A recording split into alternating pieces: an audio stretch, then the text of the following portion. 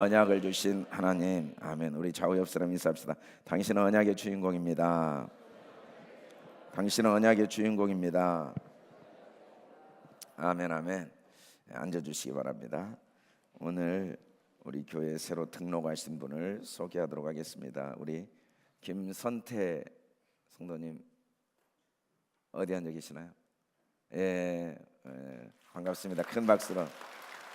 우리 김홍영 오연탁 집사님 통해서 우리 교회 오신 지 좀 오래되셨는데 오늘 등록하게 되어서 너무너무 반갑고 축하하고 축복합니다. 또 우리 이병담 집사님 지금 어디 계시나요? 아유 할렐루야. 우리 큰 박수로 맞아주시기 바랍니다. 우리 이병담 집사님, 우리 김경숙 집사님 함께 김상환 성도님이랑 같이 이렇게 오늘 예배드리게 되어 너무너무 감사합니다.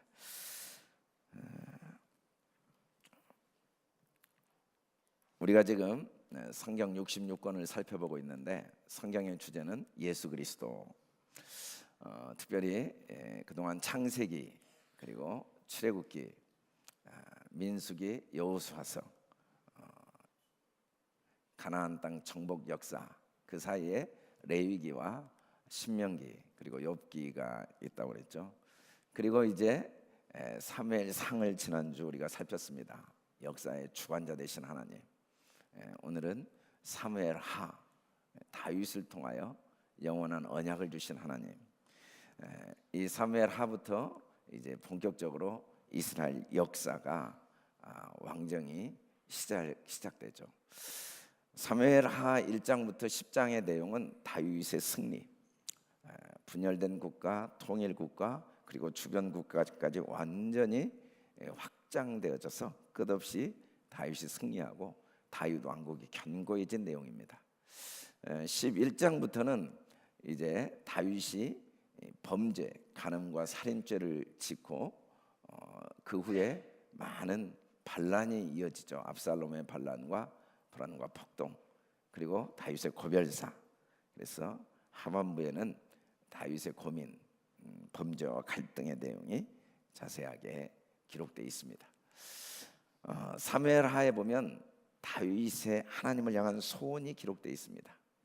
자기는 너무 왕궁에서 평안한데 하나님의 교회는 휘장에 있는 것이 안타까워서 하나님의 성전을 짓고자 하죠. 나단도 그걸 좋게 생각하고 왕이 원하는 대로 행하라고 합니다. 그런데 하나님의 대답은 뭡니까? 이 다윗의 소원에 대한 하나님의 대답은 하나님이 나단에게 나타나십니다.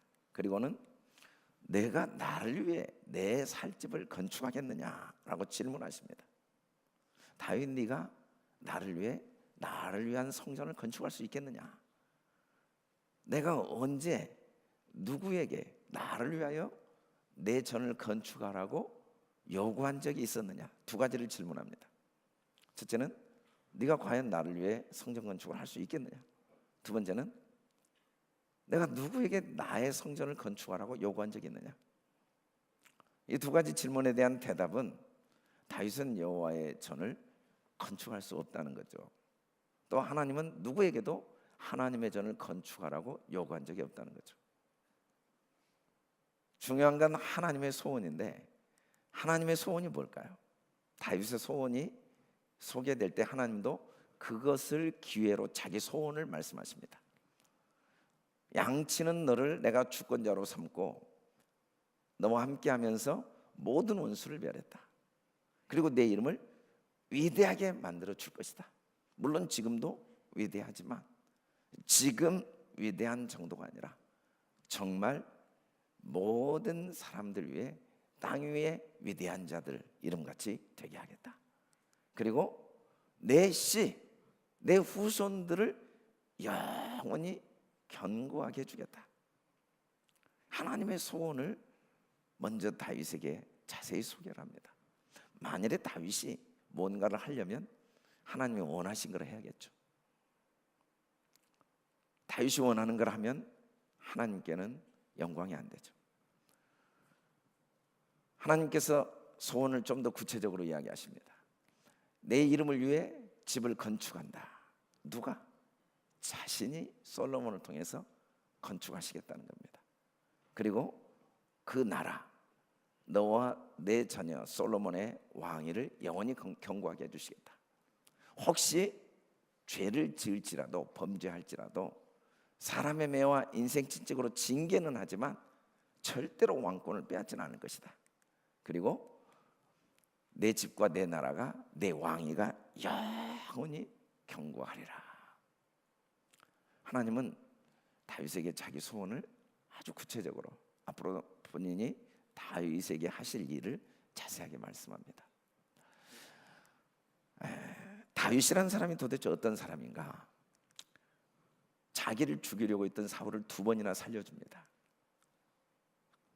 기름 부음 받은 자라는 이유만으로도 얼마든지 죽여서 자신을 억울하게 죽이려고 했던 사울을 죽이고 이 고난을, 이 도망자의 신세를 얼마든지 멈출 수 있었습니다.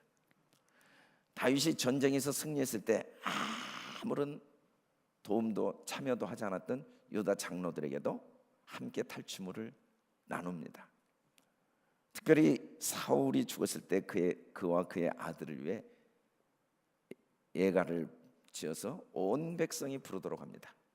이 다윗이 지은 사울을 위한 예가에 보면 사울의 약점이 수없이 많겠지만, 그러나 하나님께서 그를 기름 부어 세우시고 그를 통해 행하신 일만 기억하고 그의 아들 요나단을 통하여 하나님이 받으신 영광스러운 일만 온 백성에게 입으로 노래하게 합니다.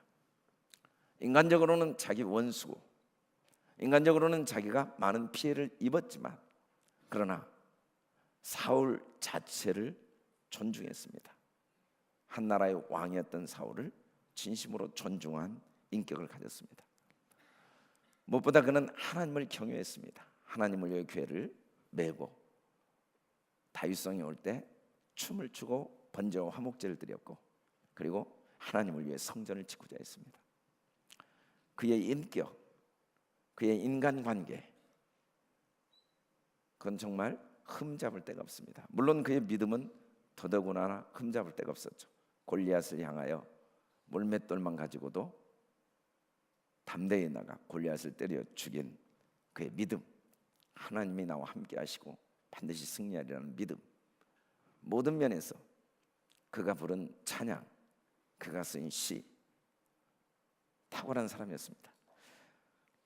다윗의 모습이 자세하게 기록되어 있습니다. 그런데 사무엘하 11장 보면 다윗의 축복 때 어떤 일이 일어나냐면, 예루살렘에 전쟁이 일어났는데도 그대로 머물러 있을 수 있는 축복된 환경이 그에게 주어졌습니다. 전쟁 중인데 왕이 예루살렘에 여유를 가질 수 있을 만큼 국가가 견고해졌고, 또 그의 부하들이 충성스러워졌다는 거죠. 왕권도 견고해졌고, 나라도 부강해졌고, 군사력도 부강해졌기 때문에 이 전쟁, 암몬과의 전쟁 중에 예루살렘 궁전에 머물러 있을 정도로 축복을 받은 그때, 다윗은 저녁 무렵에 침상에 일어나 옥상을 거닐다 목욕하는 여인을 봅니다. 그리고 그 여인이 누구인가를 알아보게 합니다. 햇사람 우리아의 아내 밧세바. 우리아는 지금 전쟁터에 나가 있는 장군입니다. 국가를 위해 목숨을 걸고 전쟁을 하고 있는 장군의 아내라는 이야기를 들은 후에 전령을 다시 보내서 여자를 데려오게 합니다. 그리고 그 여자와 동침을 하는 간음죄를 지었습니다. 그게 한두 번으로 끝났으면 괜찮은데 이 죄악이 반복되면서 결국은 임신을 하게 됩니다. 이 문제를 해결하기 위해서 다윗은 이제 우리아를 불러들였는데, 동침하도록 한 우리아는 전쟁 중에 있는 장수들과 부하들을 생각하고 동침할 수 없다고 합니다. 그의 계략이 실패로 돌아가자 그의 충신 요압을 통해서 우리아를 적군에 의해 죽임당하도록 명령을 내립니다.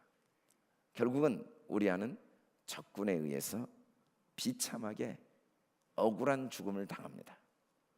그리고 다윗은 장례식이 끝난 다음에 태연하게 밧세바를 아내로 맞이해서 데려옵니다. 다윗의 이 모습은 과연 어떤 모습일까요? 이 다윗을 향한 구체적인 실제 모습을 나단 선지자를 통해 하나님이 설명해 주십니다. 부자가 양이 너무 많은데 지나가는 손님, 가난한 손님이 양 한 마리를 가지고 지나가는데 자기 가족들을 위해 그 많고 많은 양 중에 이 가난한 사람의 양을 도적질해서 강제로 빼앗고 도적질해서 그 양으로 가족들을 먹인 사람, 그 사람을 어떻게 할까요? 라고 물어보자 다윗이 당장에 죽여야 된다고 합니다. 그렇죠. 선택할 수 있는 양이 얼마나 많습니까? 부자고 양이 넘쳐난 그 양 중에 한 마리씩을 잡아도 죽을 때까지 다 못 잡아먹을 양이 있는데 그 가난한 사람의 딱 한 마리 양을 선택해서 잡는다는 건 있을 수 없는 일이죠. 죽을 일이죠. 다윗의 고백이 반드시 죽여야 됩니다. 인간이 바로 그런 존재죠. 반드시 죽어야 될 존재. 왜냐하면 하나님께서 동산에 얼마나 과실이 많습니까? 선악을 알게 하는 나무 하나만 먹지 말라고 했어요. 일생을 과일을 돌아가면서 따먹어도 다 따먹을 수 없을 수많은 과실을 하나님이 주셨어요. 그리고 선악을 알게 하는 나무는 하나님께 속했으니까 이 과실을 먹지 말라. 먹는 날에는 죽으리라. 그런데 놀랍게 이 과실을 선택합니다. 인간은 누구인가? 인간은 죄인인데 죄인이란 말은 무슨 의미냐면 인간은 반드시 죽음을 선택하는 존재라는 거죠. 죄는 죽음을 선택한 겁니다. 선택. 모르고 한 건 선택이 아니죠. 여러분 집에 키우는 개가 내가 입으려고 잘 세탁을 해서 널어놓은 옷을 갈기갈기 찢었어요. 너무너무 화가 나서 이 범죄자를 법원에 고소하고 판사에게 판결을 요구하는 사람은 없습니다. 개가 죄를 범했다고 아무도 생각하지 않는 이유는 개는 자기가 그것을 물지 않아야 된다는 걸 알고 문 게 아닙니다. 사람은 죽지 않는 길을 반드시 알고 죽는 길을 알고 선택합니다. 한 명도 빠짐없이. 거짓말을 하는 게 내 인생을 불행하게 한다는 걸 알고 거짓말을 합니다. 육신의 소욕을 따라 사는 건 헛되고 헛되다는 걸 반드시 알고 그 소욕을 따라갑니다. 모르는 게 아니에요. 남을 존중하지 않는 게 나의 삶을 반드시 멸시당하게 하고 불행하게 한다는 걸 알고 남을 무시하고 비난합니다. 우리가 모르고 했다면 죄가 아닙니다. 그런데 우리가 알고 선택을 한 거예요. 내가 잡아서 먹을 양이 없었다면 그 한 마리를 선택하는 게 죄가 아니겠지만 또 그 양 한 마리가 내 것이라면 그걸 선택하는 게 죄가 아니겠지만 그게 가난한 사람의 거라는 걸 정확히 알고 있습니다. 그리고 내가 마땅히 우리 가족을 위해 선택해야 될 양은 내 수많은 양 중에 하나를 해야 된다는 걸 알고 그 한 마리를 선택한 거죠. 그게 죄입니다. 로마서 3장에서 모든 사람이 죄를 범했다. 우리는 결국은 무조건 죽음을 선택해서 모든 사람이 죽음에 이르게 된 겁니다. 죄의 싹이 사망이다. 이 말은 죽음을 선택했기 때문에 죽음에 이를 수밖에 없다는 겁니다. 인간은 누구입니까? 인간은 다윗과 같이 남을 존중하고 배려하고 나누고 또 하나님을 경외하고 선을 베푸는 사람입니다. 그게 인간입니다. 그럴 능력이 있습니다. 또 그런 삶을 삽니다. 그런데 결정적인 순간에는 반드시 죄를 선택합니다. 반드시 죽음을 선택하는 게 인간입니다. 우리가 아담의 원죄를 이어받았다는 건 아담과 같이 죽음을 선택하는 본성을 우리도 다 가지고 있다는 거죠. 그래서 아직 살아있지만 시간적으로는 아직 살아있지만 결국 우리는 죽은 자입니다. 하나님은 누구십니까? 하나님은 나단을 통해 찾아오십니다. 범죄한 다윗을 찾아오십니다. 그리고 나단을 통해 정확히 말씀해 주십니다. 당신이 그 사람입니다. 당신이 그 부자입니다. 당신이 반드시 죽어야 될 그 부자, 당신이 죄를 선택한 그 사람입니다. 십계명을 다 어겼습니다. 살인을 하지 말라고 했는데 살인했습니다. 거짓말 하지 말라고 그랬는데 거짓말했습니다. 도적질 하지 말라고 그랬는데 도적질했습니다. 이웃 것을 탐하지 말라고 했는데 탐했습니다. 탐심을 가졌습니다. 모든 죄를 다 범했습니다. 죽음을 선택했습니다. 죽음. 그게 다윗이죠. 그게 당신입니다. 그게 우리입니다. 나는 누구인가? 를 하나님은 정확히 가르쳐 주셨죠. 하나님 누구신가? 우리를 정확히 아는 사람은 하나님이시죠. 그리고 하나님은 내가 여호와께 죄를 범했습니다 라는 고백을 듣고 죄를 용서했습니다. 절대 죽지 아니하리라. 죄의 삭은 죽음이지만 내가 죄를 범했습니다 라고 내 죄를 회개할 때 하나님께서 우리 대신 죄값을 다 지불하시고 합법적으로 죄값을 지불하시고 우리에게 죄를 완전히 깨끗이 영원히 과거 현재 미래의 모든 죄를 영원히 사하시고 우리를 영원한 생명, 절대 죽음이 없는, 다시는 죽지 않는 영원한 생명을 주신 거죠. 이 일로 인해 원수가 크게 비방할 거리를 얻게 됐고 당신이 낳은 아이는 반드시 죽으리라. 밧세바가 임신한 아들은 죽게 됩니다.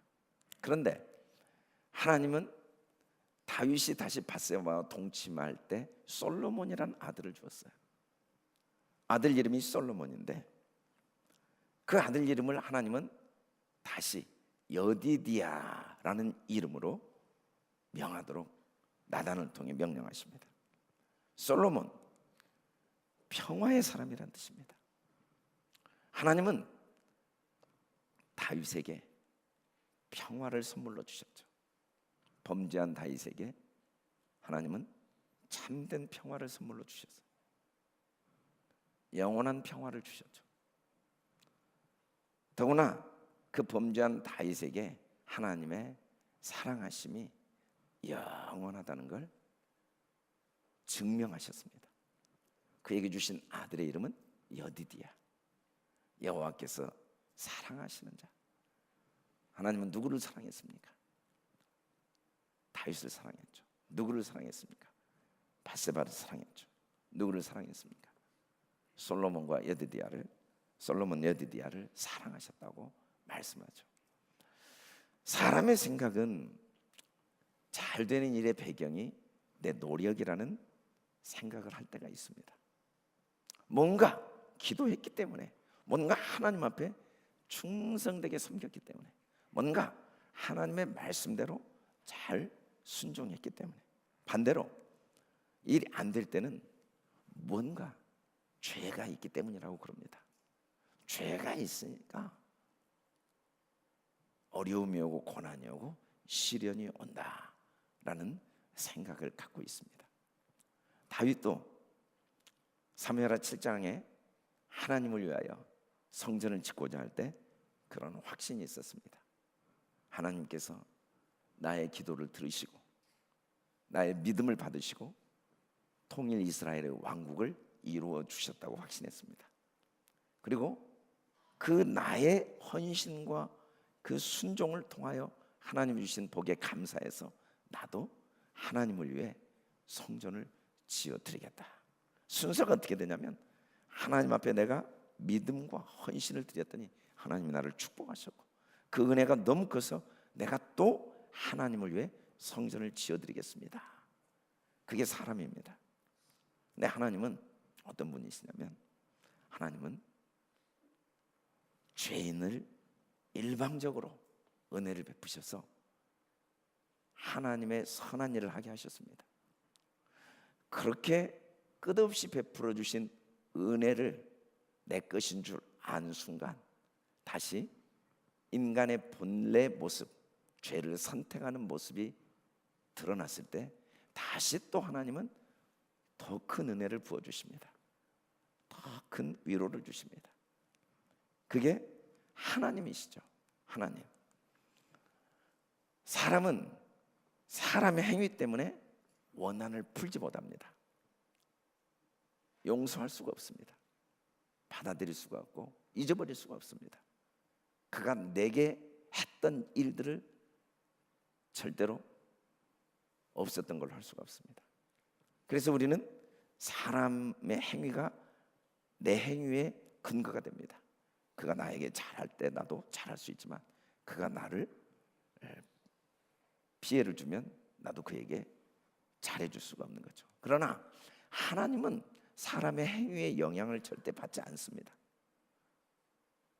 내가 죄인 되었을 때나 내가 하나님의 은혜로 의 가운데 있을 때나 내가 다시 죄에 빠질 때나 하나님은 우리 행위에 전혀 영향을 받지 않는 분이시죠. 하나님은 하나님이십니다. 하나님은 누구에 의해서 좌우되어지시는 분이 아닙니다. 하나님은 나에 의해서 그 감정과 그 의지와 그 선택이 좌우되지 않으십니다. 하나님은 하나님의 본성대로 행하시는 분이죠. 여디디야. 하나님은 사랑이십니다. 그래서 요한일서 4장 8절에 하나님은 사랑이십니다. 이게 하나님에 대한 정의입니다. 사랑은 시간의 검증이 없으면 사랑이 아닙니다. 아무리 사랑이라고 이야기해도 아무리 사랑한다고 말해도 시간을 통과한 후에 그게 사랑인지 아닌지 확인할 수가 있습니다. 하나님의 사랑은 영원성을 내포하고 있습니다. 하나님의 사랑은 우리의 행위에 절대 영향을 받지 않으시죠. 우리는 죄 문제를 해결하기 위해서 노력을 합니다. 다윗은 간음죄를 해결하기 위해서 노력하다가 거짓말을 했습니다. 거짓말을 덮으려고 노력하다가 살인죄를 지었습니다. 살인죄를 지으려고 노력하다가 탐심의 죄를 지었습니다. 남의 아내를 내 아내로 취해버렸습니다. 죄는 인간의 방법으로 해결하면 해결할수록 더 큰 죄를 낳습니다. 죄는 수렁과 같기 때문에 빠져있는 상태에서 나오려고 할수록 더 깊은 수렁에 빠져들어갑니다. 어떻게 해결했는가? 내가 기다렸더니 나의 부르짖음을 하나님이 들으시고 웅덩이와 수렁에서 나를 끌어내 주셨습니다. 내 힘으로 해결할 수가 없고 기다려야 됩니다. 내가 범죄하였나이다. 더도 덜도 없습니다. 내가 범죄하기 전이나 범죄한 후나 하나님은 변함이 없으십니다. 내가 범죄하기 전에 내가 하나님께 구하고 또 하나님이 나를 도우시는 걸 믿는 믿음에 따라 나를 도우셨고 내가 범죄한 후에도 나의 행위와 상관없이 하나님은 나를 도우시는 분입니다.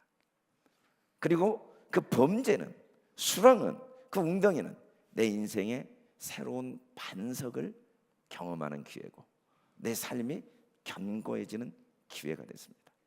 다윗은 돌이킬 수 없는 치명적인 죄를 범한 후에 그의 인생의 반석을 경험하게 되고 그의 삶이 견고해졌습니다. 불행한 사건은 끊임없이 계속됩니다. 아들, 많은 아내들 때문에 이복 형제들이 많았는데 암논이라는 아들이 이복 누이 다말을 강간합니다. 근친상간, 강간을 하죠. 그리고 그 다말의 친오빠 압살롬은 큰아들 암논을 죽입니다. 형제간에 사륙이 일어납니다. 그리고 그 압살롬은 아버지를 반역합니다. 그리고 그 압살롬은 아버지를 반역하여 궁에서 내어 쫓은 후에 다윗성에서, 예루살렘 궁에서 백주 대낮에 다윗의 첩들과 간음을 합니다. 다윗은 도망가는 순간 시므이의 저주를 받습니다. 피를 흘린 자여 사악한 자. 다윗의 인생에 끊임없이 불행한 일이 닥쳐오고 있습니다. 그런데 다윗이 변한 게 있습니다. 그 불행한 사건들이 다윗을 흔들지 못하고 있습니다. 다윗은 이미 그 불행의 사건을 이겨낼 수 있는 반석을 경험했고 견고함을 경험했습니다. 이 시므이가 저주한 모습을 보고 수레야의 아들 아비새는 그의 머리를 당장 베어오겠다고 이야기할 때 다윗은 여호와께서 그에게 다윗을 저주하라 하심이 내가 어찌 그리하겠느냐 할 자가 누구겠느냐. 하나님의 선하심을 믿었습니다. 여호와께서 선으로 내게 갚아주시리라.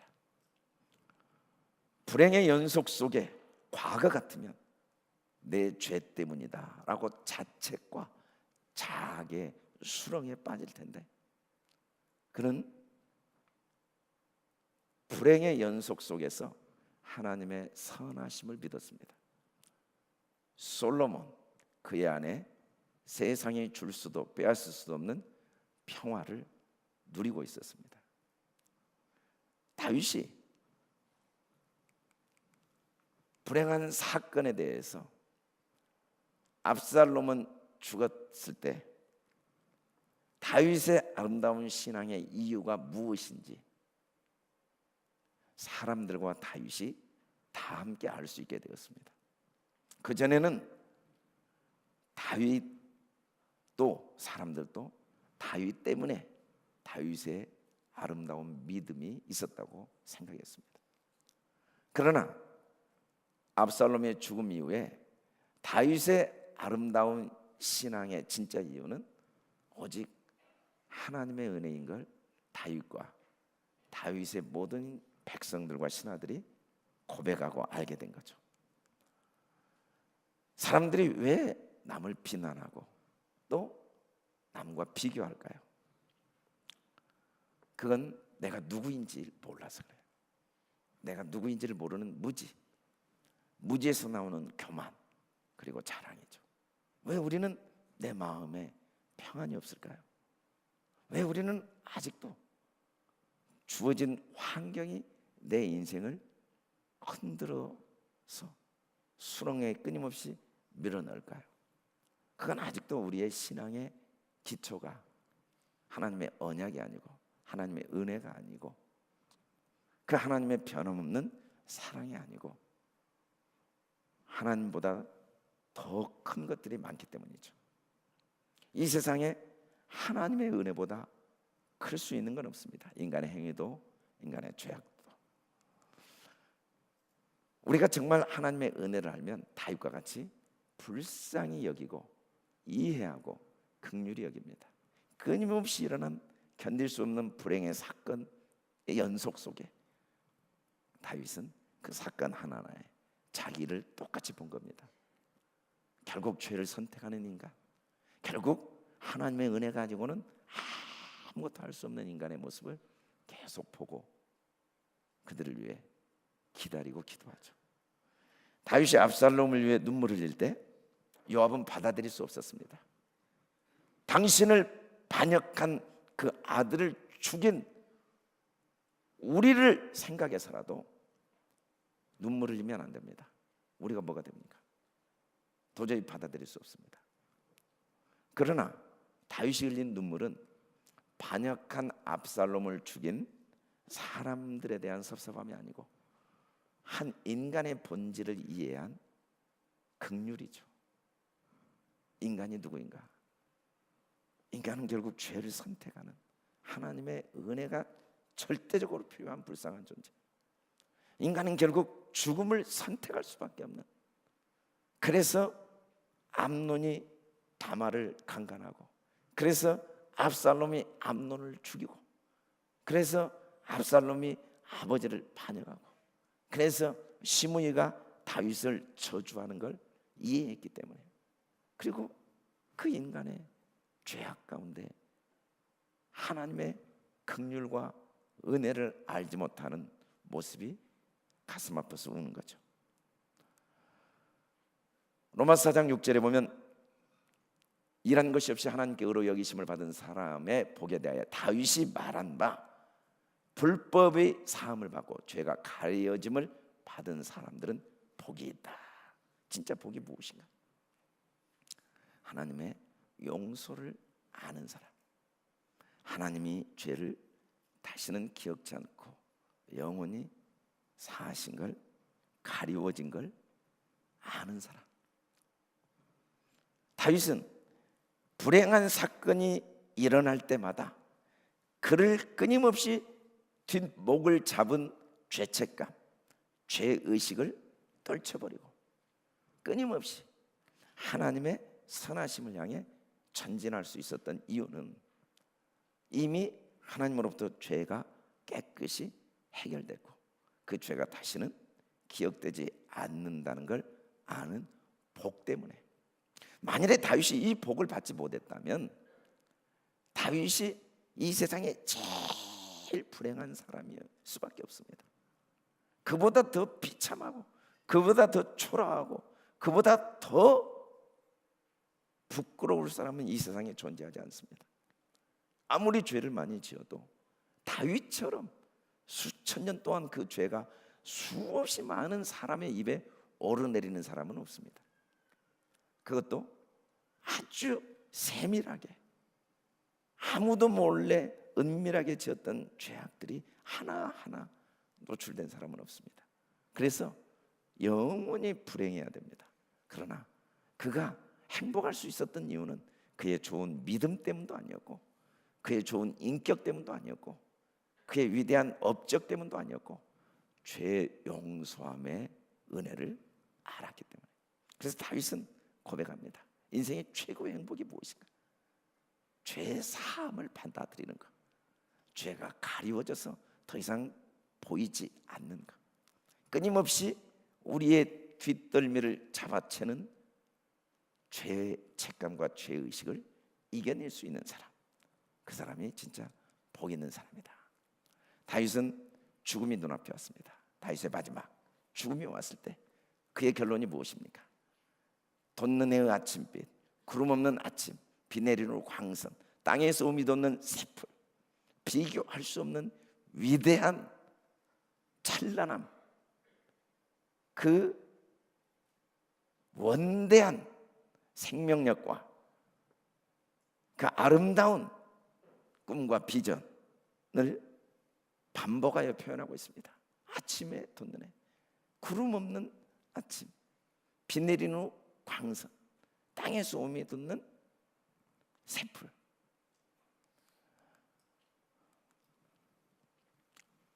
이와 같지 아니하냐 내 집이, 내 집이 하나님 앞에 이 같지 아니하냐. 하루하루가 돋는 해와 같고 비 내리는 후 광선에서 돋아나는 새풀 같고 비 없는 햇빛 같지 아니하냐 내 집이.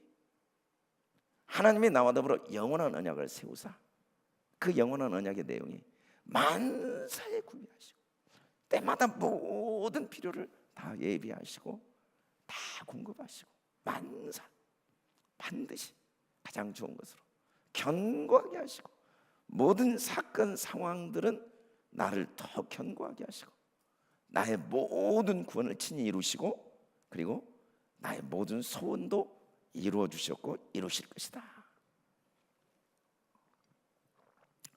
할렐루야, 할렐루야. 우리 5절을 크게 같이 한번 읽어볼까요? 시작. 내 집이 하나님 앞에 이같이 아니하냐. 하나님이 나와 더불어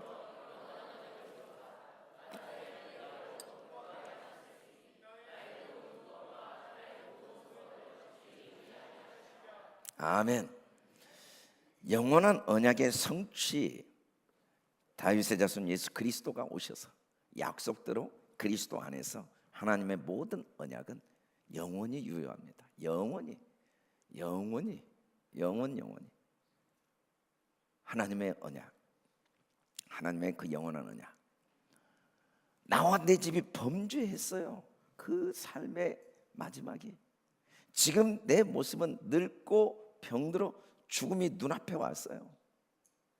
인생을 돌아보고 허무함과 후회와 부끄러움과 수치를 노래해야 될, 한탄해야 될 그 자리에 다윗은 그 자리에서 하나님의 영원한 언약 때문에 찬란한 미래를 꿈꾸고 하나님이 이루실 소원을 꿈꾸는 고백을 하고 있는 거죠. 영원한 언약에 어떻게 가할 수 있습니까? 너를 모든 원수에서 벗어나 편히 쉬게 하리라. 하나님은 우리의 도움이 하나도 없이 만물을 지으시고 마지막 우리를 딱 만드신 다음에 첫째 날이 안식입니다. 우리는 우리의 모든 신앙의 출발이 먼저 하나님이 주신 은혜를 받아들이고 시작해야 돼요. 우리가 기도도 하나님이 주신 은혜로, 우리가 주님 앞에 드리는 예배도 하나님이 주신 은혜로, 우리가 누군가를 용납하고 사랑한 것도 하나님이 내게 주신 사랑으로 먼저 편히 그 주님 안에 안식 안에 들어가야 됩니다. 히브리서 4장에 보면 저 안식에 들어가기를 불순종한 자들과 같이 너희가 불순종하여 하나님의 구원에서 떨어지는 자가 되지 않도록 조심하라. 사람들은 지금도 다윗처럼 주님을 위해 무언가를 했다고 생각하거나 해야겠다고 생각합니다. 아니에요. 먼저 그대로 편히 쉬어라. 수고하고 무거운 짐은 다 내려놓고 먼저 내게 와서 내가 너에게 쉼을 주리라. 아무것도 염려하지 말고 하나님께 다 가려면 하나님이 먼저 우리 마음에 평강, 우리 생각은 끝없는 범죄의 분수입니다. 그곳에서 모든 죄가 솟아난다고 그랬어요. 왜? 그걸 안 지키니까. 하나님의 평강으로 지켜야 되는데 안 지켜요. 그러면 사단이 들어와서 우리를 끝없이 죽음을 선택하게, 매 순간순간 죽음을 선택하게. 그래서 하나님은 우리 마음을 지키기로 원하세요. 어떻게 지키는가? 하나님께 모든 걸 내어 맡기고 하나님을 절대적으로 신뢰하고 어떤 사건 속에서도 하나님의 은혜는 영원하고 어떤 상황 속에서도 죄보다 하나님의 은혜가 크고 하나님의 사랑이 커서 우리 마음에 평안. 종종 물어봐요. 하나님의 뜻이 무엇인지. 항상 똑같은 대답이 성경에 나옵니다. 평안 가운데 행하면 그게 하나님 뜻입니다. 하나님 뜻이 무엇입니까? 어느 게? 성전을 짓는 게 뜻입니까? 아닙니까? 아니에요. 하나님은 우리 마음에 평안을 주시고 그 평안을 통해 일하시죠. 물론 상황은 아들이 죽어갑니다. 딸도 죽었습니다. 내가 예루살렘을 성을 두고 도망가야 됩니다. 내 앞날이 어떻게 될지 아무것도 모릅니다. 가는 길에 사람들이 저주를 합니다. 그 상황이 내게 중요하지 않은 거예요. 왜냐하면 내 마음은 평안하니까. 내 마음 평안. 내 가는 길을 주님이 아시니까. 하나님이 우리에게 주시고자 하시는 진짜 복은 바로 영원한 언약 안에 거하는 거예요. 영원한 언약. 영원한 언약을 주신 목적이 무엇입니까? 그가 우리를 만드신 이유는 예수 안에 선한 일을 위해 그 가운데 행하도록. 하나님이 생각하신 선한 일은 영원한 언약의 전달자입니다. 어떤 상황에서도 하나님의 은혜를 깨닫고 배우고 그 은혜를 사람들에게 전달하는 선한 일, 그 목적을 위해 우리를 만드셨어요. 그 목적을 위해 내 삶을 이 땅에 보내셔서 내 삶을 살게 하시죠. 악한 일이 뭡니까? 죄책감을 전달하는 거예요. 자책을 전달하는 거예요. 과거의 아픔과 상처를 전달하는 것. 하나님이 가장 슬퍼하시는 악한 일입니다. 아내와 남편이 오랜만에 만나서 옛날에 서로 주고받은 상처를 또 전달해 주는 거예요. 또 전달해 주고, 자녀들을 모아놓고 또 우리 가정에 부족하고 어렵고 문제 있는 걸 또 전달하는 거예요. 교인들이 모여서 또 우리 교회의 문제점들과 성도들의 약점과 어려움들을 또 전달하는 거예요. 하나님은 그걸 가장 악한 일로 보세요. 하나님은 우리가 우리의 삶의 모든 것들을 선한 일을 전달하는 도구로 바꾸기로 하시죠. 이 우주 속에 하나님이 주신 수많은 활동력을 일으키는 에너지원이 있지만 이 우주에 하나님의 은혜보다 강력한 활동력을 일으키는 에너지는 없다고 합니다. 여러분, 태양이 아무리 강해도 한 사람도 구원할 수 없습니다. 세상에 돈이 아무리 많아도 사람의 과거를, 마음을 바꿀 수는 없습니다. 환경을 바꿀 수는 있겠죠. 조건을 바꿀 수는 있겠죠. 그 무엇도 삶의 최고의 가치인 내 속에 참된 평안과 행복을 만들어내는 능력이 없습니다. 오직 하나님의 은혜. 이 은혜는 우주에서 가장 강력한 활동력을 가지고 있는 하나님의 선물입니다. 하나님은 우리가 은혜 안에 거하기를 원하세요. 그래서 영원한 언약이에요. 은혜는 시간의 검증을 통해 만일에 오늘 내가 베푼 은혜가 100년 후에 바뀐다면 은혜가 아닙니다. 은혜는 영원성을 가지고 있을 때만 은혜예요. 좋아요, 오늘 잘 도와줬는데 갑자기 며칠 후에 비난하고 다니는 거예요. 왜냐하면 내가 그렇게 잘 도와줬는데 그에 합당한 행위를 하지 않았다고. 그건 은혜가 아닙니다. 하나님은 그런 분이 아니에요. 하나님은 은혜 자체예요. 하나님은 우리 행위에 영향을 받지 않으세요. 하나님은 우리가 그 은혜로 예수를 믿게 되었고, 그 은혜로 하나님을 섬겼고, 그 은혜로 믿음을 가졌고, 그 은혜로 통일 이스라엘 왕국을 이뤘고, 그 은혜로 남을 존중했다는 걸 깨닫고, 그리고 다시 내가 죄에 빠졌을 때 그게 내 모습이라는 거. 하나님의 은혜가 아니면 선을 알고도 죄를 선택할 수밖에 없는 내 모습. 아직도 죄를 선택하고 있는 사람들이 나보다 부족한 건 하나도 없지만 아직 나보다 은혜를 덜 받고 있다는 거. 아직도 은혜를 덜 받고 있는 내 아내, 내 남편, 내 자녀들에게 나를 통하여 더 많은 은혜가 공급되어지기를 원한다는 거.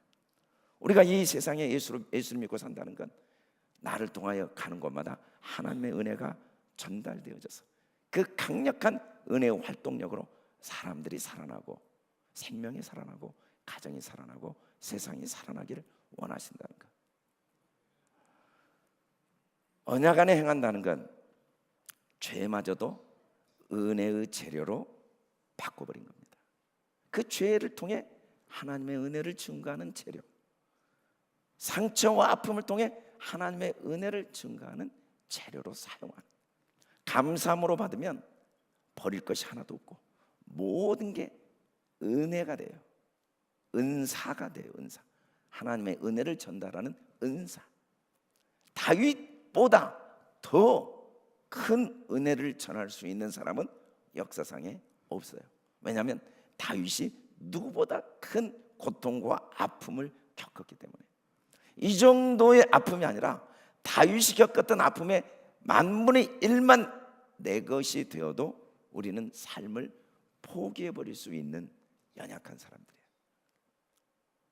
한두 가지가 아닙니다. 태어나서 죽을 때까지 끝없이 계속되는 고난의 연속 속에 그 은혜로 그걸 다 이겨낸 고난은 그를 더 큰 은혜의 반석 위에 거하겠고, 그를 더 많은 열방과 세계 은혜를 전달하는 통로자가 되게 했습니다. 저와 여러분이 영원한 언약에 거할 수 있길 주의 이름으로 축원합니다. 우리의 삶의 모든 과정이 영원한 은혜의 언약의 증거의 재료가 되길 주의 이름으로 축원합니다. 우리가 지금은 이해할 수 없고 지금은 받아들일 수 없어도 하나님의 언약은 영원하고 그 언약이 예수 그리스도의 죽으심을 통해 확정되었기에 우리는 다윗과 같이 죽음 앞에서마저도 끝없이 반복되는 죄의 현장에서마저도 끝없이 계속되는 절망과 좌절과 고통과 환난의 현장에서마저도 우리의 집이 이 같지 아니하냐, 우리 집에 돋는 해가 비춰지고 있지 아니하냐, 우리 집에 비 없는 광선, 그 광선을 쬐고 솟아나는 새 풀이 돋아나고 있지 아니하냐, 우리의 삶에 하나님이 주신 이런 은혜들이 있지 아니하냐, 우리의 삶에 이런 은혜들을 지금까지 주시지 않았느냐, 앞으로도 주실 은혜를 찾고 고백하는 저와 여러분, 악한 일에 쓰임받는 저와 여러분이 아니라 가정과 직장과 삶에서 선한 일에 쓰임받는 저와 여러분, 모든 사건을 은혜의 재료로 만드는 저와 여러분 꼭 될 수 있기를 주의 이름으로 축원합니다. 우리 다 같이